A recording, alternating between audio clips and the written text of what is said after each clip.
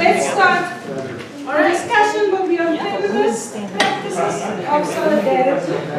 And the two questions is solidarity plus the broader reflection of transnational feminism. And the other one is radical care and primer human urbanism. Now, comrades, the one concern that I have regarding this discussion now is we always say we need to have gender at the top of the agenda. But you know, in a lot of organizations we have gender at the bottom and it becomes a secondary issue. So I think we should think about where we place our gender issues if we want to be serious and be heard as one. So I'll hand over to the comment. Well, which is why I said I don't want to start here, and actually I was going to do a talk, but I don't think I'm going to do that talk. I'm going to do something else. And so I really want you all to think, take just a couple of minutes, I'll keep time. What does feminist practice of solidarity mean to you? Or what does feminism mean to you? How does it relate to any of the things we've been talking about yesterday? Think about the panels we've had. Think about who was there. Think about the spaces where women were and are. And think about why the session is at the end. Is it because women always have to do the care work of the pieces? Is that what feminism is about? So take 2 minutes and then I'm going to ask you. So be interactive. You're not going to listen. You all have to be active. I'm an educator. I don't believe in speaking. So 2 minutes. Talk to each other and come up with some ideas. What are the images that we have when we think about feminist practices of solidarity? What did you talk about? Just a few things? Anything? The role of mothers, so, and not just, mothers in the term of, in the biological sense, but also, how do we mother each other? How do we care for each other? What are these practices that we learn? And also, in the U.S., so a lot of households are headed by single mothers, so coming in with that context, but also something that Chris and I were talking about with these archetypes of masculinity and how can we work to deconstruct that and also teach men in our movements that you can also take care of each other. There is a softness to masculinity and deconstructing what femininity and masculinity traditionally mean, and what does that mean with leadership and having a leaderful. Yeah, I just want to say that I was telling my friend here that I was in a hallway over by the, I'm at this university, and there's a hallway over by the library now where they put a collage that's like the length of the wall, and it's all these images in different hues, and it's a collage, and not one of the pictures does not have a multiracial representation.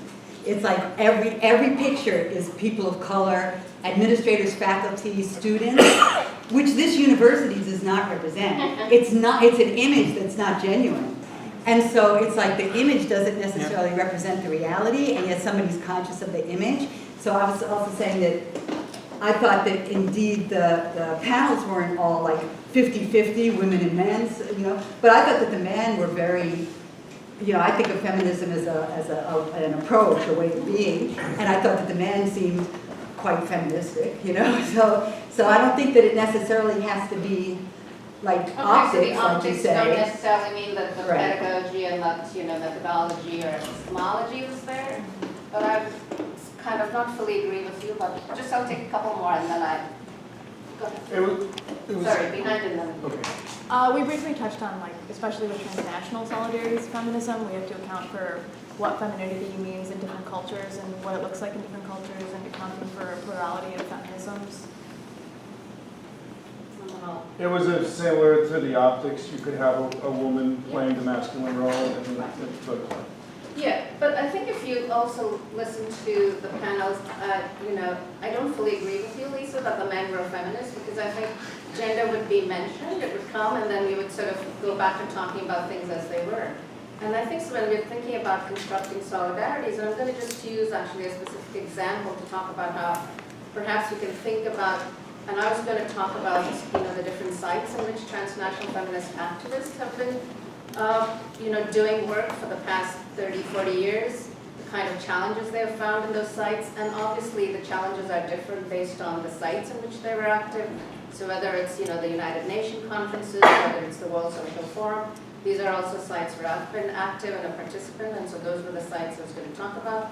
but then also looking at actually solidarities of grassroots activists who are also building alliances, and that's something that we've talked in a lot of different ones.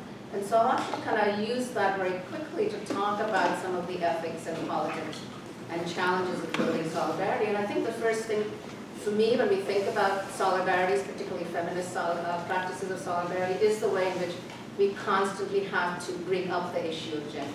So there's almost kind of a division of labor where gender is outsourced to feminists, gender is outsourced to women, and they have to always bring up those issues. And I see that in the World Social Forum, I see that in all the spaces of social justice, that there is this gender geography, as I've talked about in my previous work, and the kind of outsourcing of feminist issues, feminist activism, and also the epistemology. And I was just talking to Farah, and we've talked about this, and we went through different iterations of how to organize.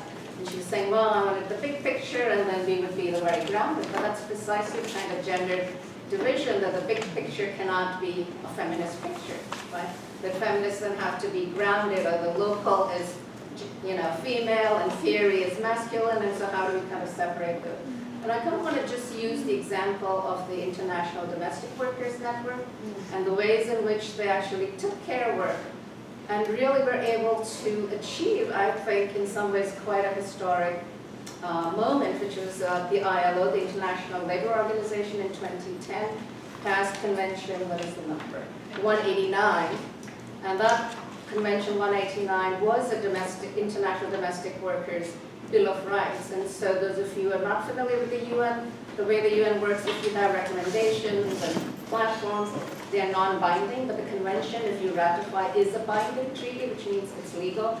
But of course, different countries can, ratify it, but not actually put it into their legal system. So again, even if it's a legal convention, doesn't necessarily mean that it's going to. But for the first time, ILO, in its 100-year history, because it was founded much before the United Nations, actually thought of care work as work, like any other work, domestic workers as any other kind of workers.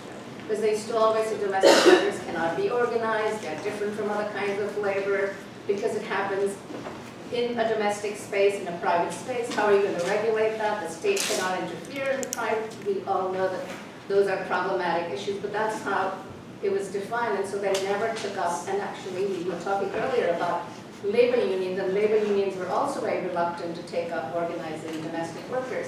But actually in the passage of this Convention 189 by the ILO, actually two very important groups came together. One was the labor movement, because I think you were right earlier in saying that the labor movement is changing, partly because labor is changing, the kind of work we do is changing, but also because there was already an impetus from the informal economies, women who work primarily in the informal economies, to organize, right? So almost 93% of all domestic workers, and that includes everything from care work, child care, to elder care, to the whole range of care that we all need, right, from the beginning to the end of our lives, right? And so domestic work, so the unions began to organize, so IUF, which is the International Union of Food Workers and Service Workers, they came together, and WIEGO, which is Women in the Informal Economy, Globalizing and Organizing, which is kind of a part think tank, part social movement that's based on how these two groups work together with the ILO. And it so happened that actually that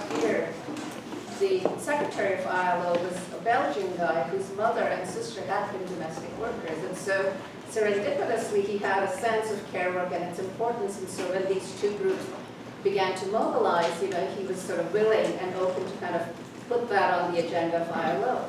But domestic workers have been organizing for 100 years, and so they were already, and in fact, two of the countries that were very prominent in this international domestic work movement were South Africa and Brazil.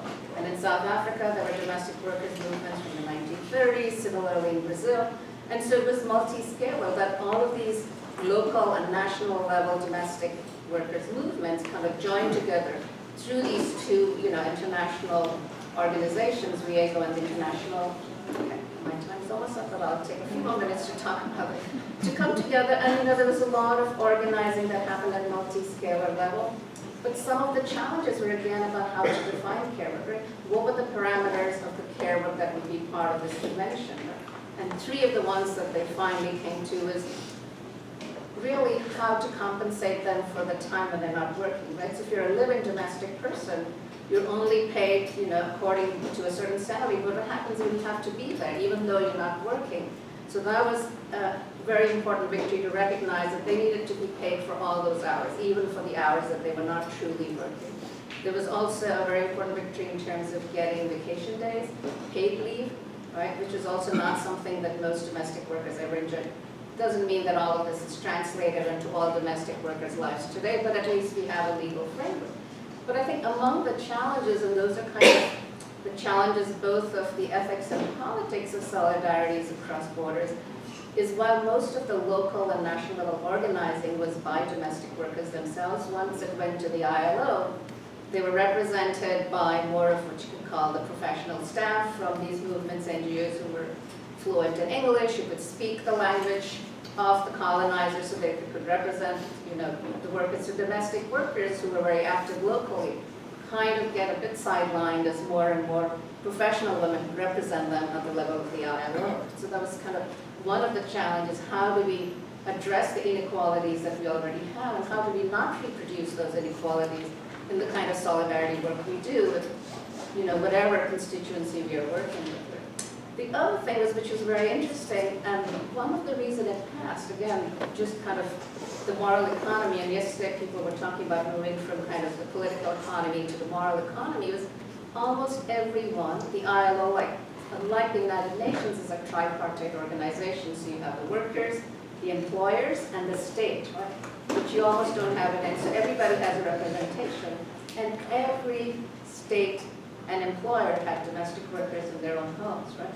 So these domestic workers would talk about, these are the people who are taking care of your children and your parents and your mom. So nobody felt morally compelled that if they didn't, they'd be hypocrites, right? So that was kind of also the ways in which it changed kind of the discussion and the discourse. But what was also problematic, and I think this is a challenge for a lot of solidarity work, is they framed it all in the language of human rights. Right? Domestic workers' rights are human rights, women's rights are human rights. But what does that mean that domestic workers' rights are human rights? And sort of reminded me of a friend who was talking about women in Western Sahara organizing around housing issues.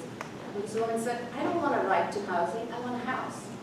And so you can have rights, but if you don't have what those rights are about, how does it translate into anything that's really meaningful? And so the kind of language that we use, and also care work, right? So on one hand, it was about the dignity of care workers, because all of us as human beings are dependent, and we will be dependent on others to take care of us. So how do we think about that kind of care work as respectful and dignity so that it gets understood like all other care work? But at the same time, we weren't talking about why is it that only certain kinds of people end up giving care, and why are others kind of excluded from care? Or, to use one of the sort of interesting phrases that one of the organizers used from the Domestic Workers Union is that we are really the oil that keeps globalization going. That without domestic work, no corporate executive, none of us, teachers, anybody would be able to do, but yet we're not talking about who is providing that care. Right? So those are kind of some of the challenges in terms of how we frame issues. What are the issues that don't get addressed? What are the ways in which we reproduce inequalities that exist? And none of kind of the work around domestic work, and I'm just using that because we were talking about care work, and I wanted to talk about who's providing care, even in this conference, and how does care work get understood, and who does the care work, whether it's professional care work in your home, or care work even in the movement, right? Gender geographies of movement, women always do a lot more of the care work in movements than men do, even though it's changing, hasn't completely changed. So I think I will stop there without taking more than about 15 minutes. Yeah.